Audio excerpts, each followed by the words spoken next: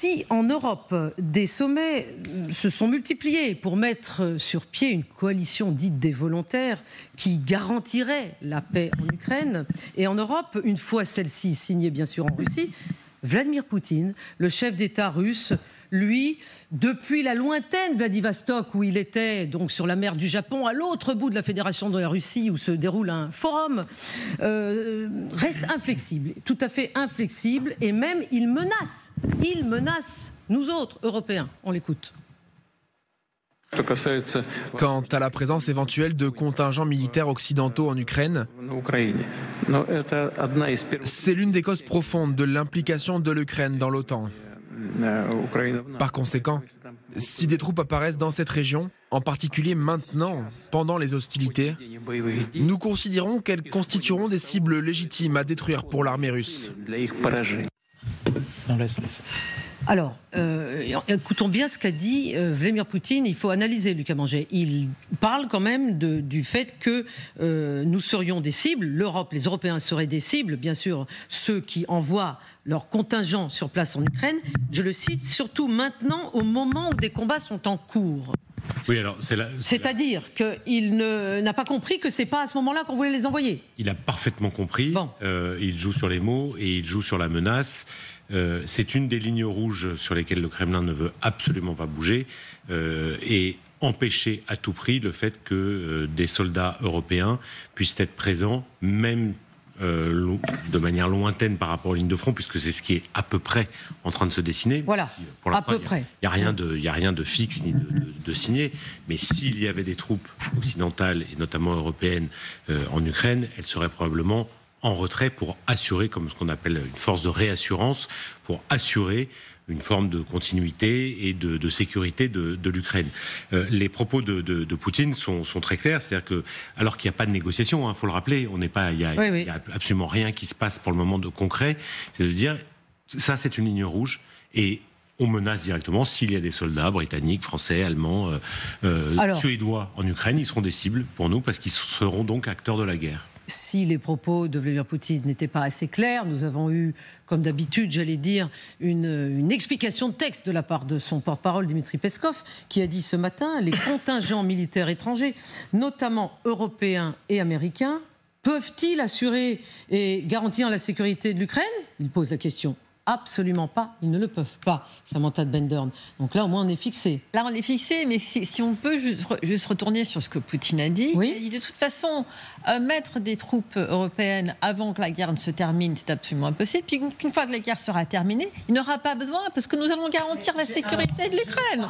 Excusez-moi, je vous ai... Pardon, Samantha, mais c'est exactement ce que nous voulions, à LCI, vous faire écouter de Vladimir Poutine. Voilà ce qu'il a dit, exactement, ça va dans votre sens. Si des décisions conduisant à la paix, à une paix durable sont prises, alors je ne vois tout simplement pas de sens dans leur présence sur le territoire ukrainien. C'est tout. Si de tels accords sont conclus, nul doute que la Russie les appliquera pleinement. Nous respecterons les garanties de sécurité qui, bien sûr, doivent être élaborées pour la Russie et l'Ukraine. Dans tous les cas, personne n'en a encore discuté sérieusement avec nous.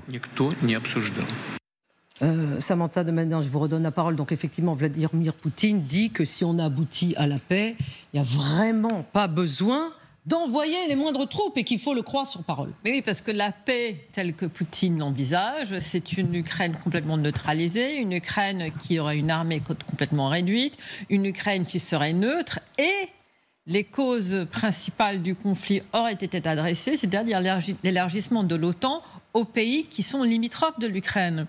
Et moi, ce qui me frappe dans tout ça, c'est qu'on entend parler Trump, on entend parler, excusez-moi aussi, le président Macron, on entend parler Vladimir Poutine, on dirait un dialogue de sourds, où les uns disent quelque chose, les autres disent autre chose.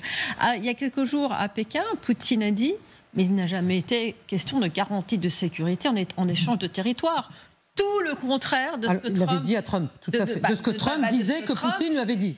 Que Poutine lui avait dit, parce qu'il y a ce que Poutine a vraiment dit à Trump, il y a ce que Trump a compris et ce que Trump dit au monde. Donc il y a, je pense... Et il y a ce que les uns et les autres disent aux médias, qui est encore autre chose, parce qu'ils ne nous disent pas tout. Comprennent, parce que moi, ce qui m'inquiète dans tout ça, c'est que j'ai l'impression qu'il y a aussi un manque de compréhension entre tous ces acteurs. Et donc, évidemment, on arrive où chacun dit des choses, mais personne ne se parle. Exactement, parce que je crois que c'est un dialogue de sourds et aussi un marché de dupes, tout simplement parce que les mots que nous prononçons ne signifient pas la même chose. Marché de dupes entre qui et qui, Alexandre Bennick ? C'est-à-dire, c'est pour Poutine qui continue à balader finalement les Occidentaux. C'est-à-dire, lui, il est toujours droit dans ses bottes, il répète toujours les mêmes éléments de langage. Mais vous appelez nous balader, Alexandre Bennick, ce qui, en fait, pour Vladimir Poutine, c'est tout simplement continuer à être lui-même. Ben voilà, il reste lui-même. Donc, alors que nous, on est toujours dans ce qu'on peut appeler réunionite, c'est-à-dire... La réunionite, vous voulez dire qu'on fait trop de réunions, c'est ça ? On se réunit tout le temps pour le plaisir de se réunir et pour décider de rien décider. Donc, c'est-à-dire, on est toujours dans le verbe, alors que Poutine, lui, en attendant, il fonce. C'est-à-dire, il fait ce qu'il faisait toujours, c'est-à-dire, il continue à massacrer les Ukrainiens, en continuant d'ailleurs de bénéficier de ce qu'on peut appeler le permis de tuer tacite, et quand même qui était d'une manière ou d'une autre renouvelé par Donald Trump ces derniers temps, pendant cette réunion à Paris. Donc, il continue à faire ce qu'il faisait toujours, comme si ça ne le concernait pas.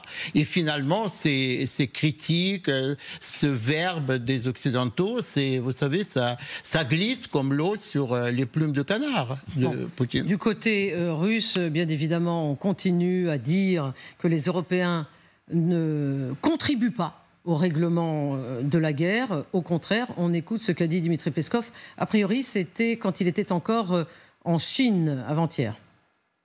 Le parti belliciste européen maintient sa tendance principale et ne se calme pas. Cela contraste fortement avec l'approche adoptée par exemple par notre président Poutine et avec le président américain Trump, dont les efforts pour pacifier le processus sont difficiles à surestimer. Et nous leur en sommes reconnaissants. Les Européens entravent ces efforts. Ils mettent des bâtons dans les roues. Ils cautionnent et probablement encouragent le régime de Kiev à poursuivre son intransigeance absolue, absurde. C'est une grave erreur. Cela ne servira à rien pour le régime de Kiev. Michel Goya, oui, écoutez, Dmitri Peskov, qui, je ne sais pas, il y avait du vent, là, il était interviewé, il était un peu décoiffé, ce qui n'est pas tout à fait son habitude, mais l'Europe entrave véritablement les efforts. Oui, c'est quasiment nous qui provoquons, qui avons déclenché la guerre, à l'écouter pratiquement. C'est nous les bellicistes, au passage. Je reviens juste un petit mot sur les mots de Vladimir Poutine. Les étrangers, les Européens, etc., sur le sol ukrainien, sont des cibles légitimes. Il ne dit pas on va faire la guerre. Ce sera la guerre. Il dit ce sera des cibles. Ça veut dire qu'il y aura des accrochages, on leur tirera dessus, etc. Mais on n'osera pas aller plus loin. Ah bon, c'est ça que... c'est comme ça un bon soldat que expliquez-nous, donc des cibles légitimes, ça veut dire... Oui, ça veut dire, nous, la Russie, moi, Vladimir Poutine, j'ai le droit de les cibler. Oui, il y aura des trucs, il y aura des accrochages, il y aura des missiles qui tomberont par hasard sur des unités britanniques, françaises. Et je serai dans mon droit. Il y aura des morts. Il dira, oui, je suis dans les morts, mais ce que je note, c'est que malgré tout, il ne dit pas, attention, ce ne sera pas l'apocalypse, ce ne sera pas la guerre, on ne va pas franchir le seuil de la guerre, ça va pas être... Non, il dit, ce sera des cibles. Donc moi, un bon soldat, c'est-à-dire que celui qui est quand même habitué à être plutôt du côté des cibles, je me dis, tiens, en fait, c'est un discours où il dit, il n'ose pas. Pour une fois. Vous pensez que Vladimir Poutine n'ose pas, là, oui, pour une fois, il s'auto-limite. C'est-à-dire, il n'ose pas dire quoi ? Il n'a pas menacé. Non, il n'a pas menacé de guerre. Il n'a pas menacé il n'a pas sorti l'arme nucléaire. Il n'a pas dit ce sera terrible. Ce sera l'Europe à feu à sang. Non. Serait-ce parce qu'il est devenu diplomate, Lucas Manger ? C'est peut-être la preuve que le discours et l'unité. Donc ça fait peur. Commence à fonctionner et que je rejoins totalement Michel là-dessus. C'est-à-dire qu'il y a quand même une unité européenne qui finit par agacer prodigieusement le Kremlin, mais agacer et en même temps faire en sorte qu'on ne déclenche pas non plus une escalade totale. Donc, oui, c'est-à-dire Ben oui, c'est mesuré. Donc ça veut dire que ça laisse de la mais marge. donc je pense que là, pour une fois, alors c'est pour l'instant il n'y a pas d'effet immédiat, mais l'Europe a réussi à s'engouffrer dans un dialogue Poutine-Trump et d'être aux côtés de Zelensky, et ça agace au Kremlin. Xavier Titelman, est-ce qu'on doit craindre ces menaces ? Alors non, déjà, parce qu'on a les moyens de s'en défendre. 2, parce qu'on n'est pas sur la ligne de front. Notre objectif, ni maintenant, ni après, sera jamais d'être face à un Russe et de tuer un Russe, à moins que ceci ne brise le cessez-le-feu, si tant est qu'il y en ait un jour un.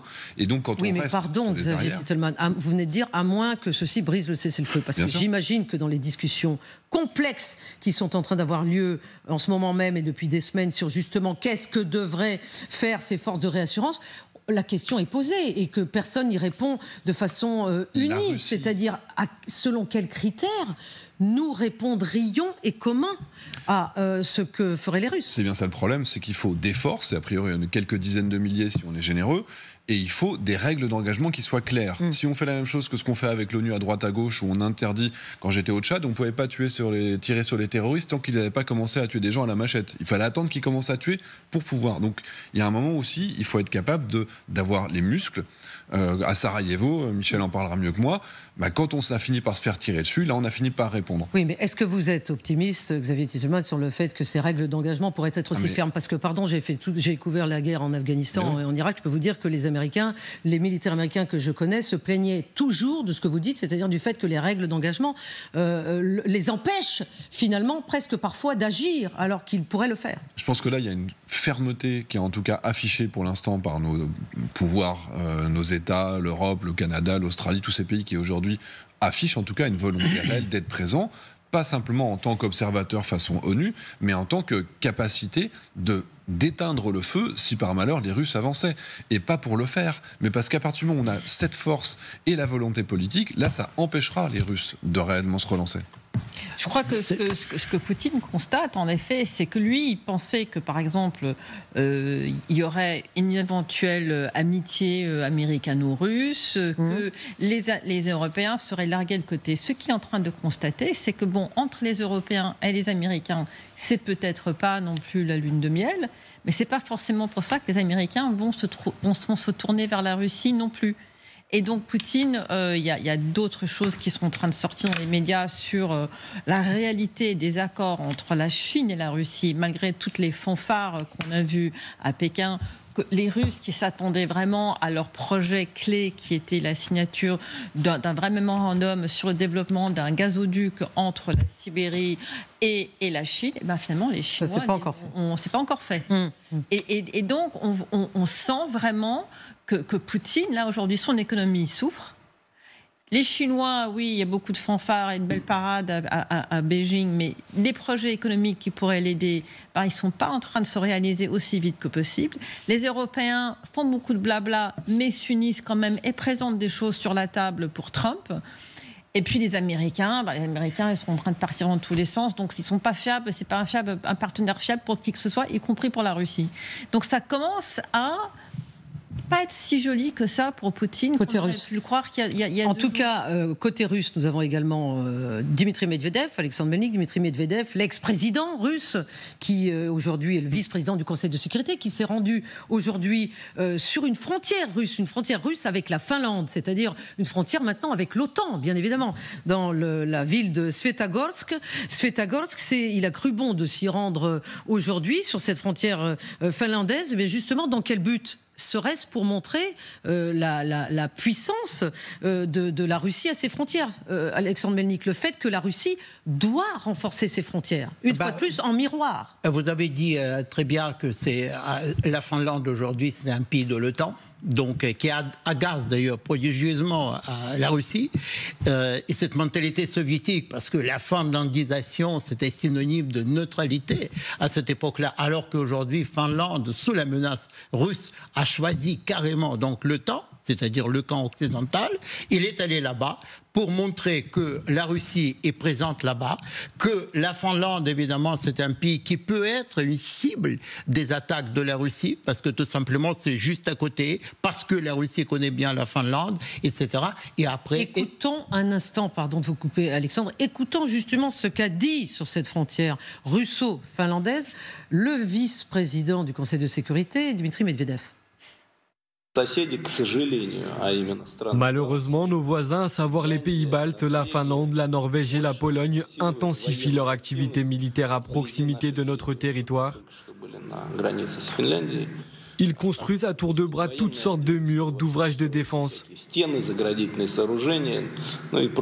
Ce type d'infrastructure sert au stationnement de troupes militaires.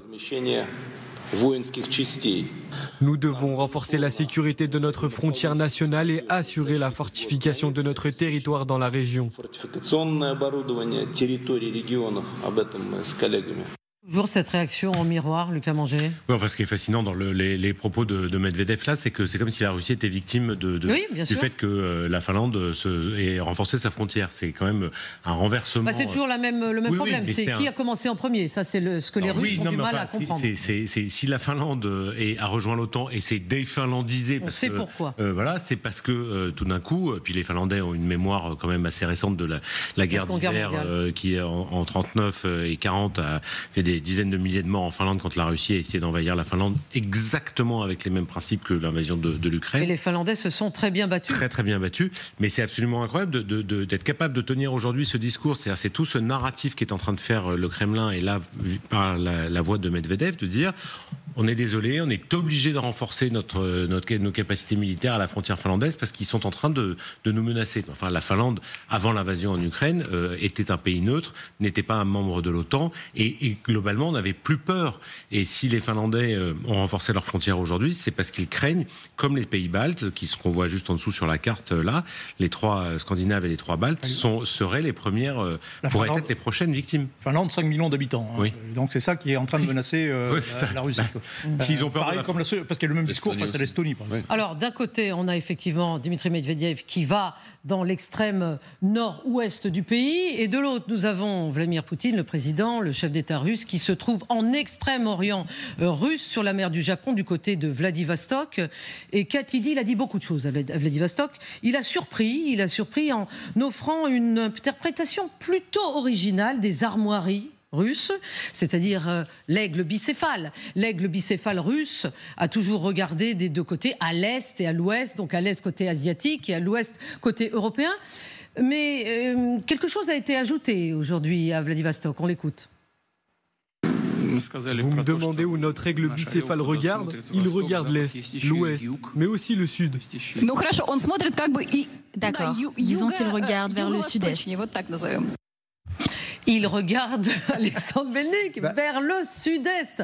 Ça, c'est la précision de la journaliste. On reverra cette journaliste dans quelques instants. Mais comment comprenez-vous cette nouvelle interprétation de Vladimir Poutine sur le monde du XXIe siècle? Parce que, comme vous l'avez dit, l'aigle bicéphale, c'est le déchirement de la Russie, tiraillement identitaire, sempiternel. Oui, entre les slavophiles et occidentalistes. Les occidentalistes. Et occidentalistes, etc., zapadniki. Donc voilà. Et alors que là, au XXIe siècle, s'ajoute un nouveau facteur, c'est-à-dire que le monde, d'après Poutine, et peut-être il n'a pas tout à fait tort, n'est plus tout à fait occidental, que les Occidentaux au XXIe siècle... Vous donnez raison à Vladimir Poutine, Alexandre Melnik. Non, parce que c'est aussi une des thèses de mes enseignements depuis longtemps. Donc, c'est-à-dire le monde du XXIe siècle, ce n'est pas forcément le monde occidental. Les Occidentaux, pour la première fois depuis la Renaissance en Europe, c'est-à-dire le XVe siècle, ont perdu ce que j'appelle le monopole de l'histoire, c'est-à-dire l'exclusivité du pouvoir. Et le monde d'aujourd'hui est multipolaire,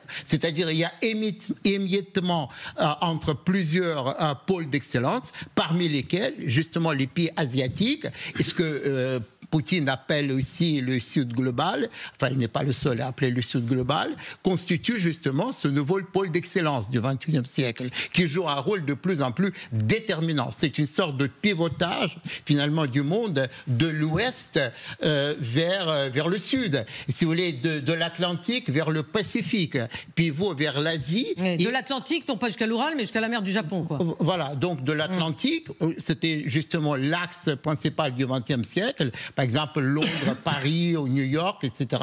Et aujourd'hui, c'est plutôt l'axe Pacifique, c'est-à-dire San Francisco et Shanghai.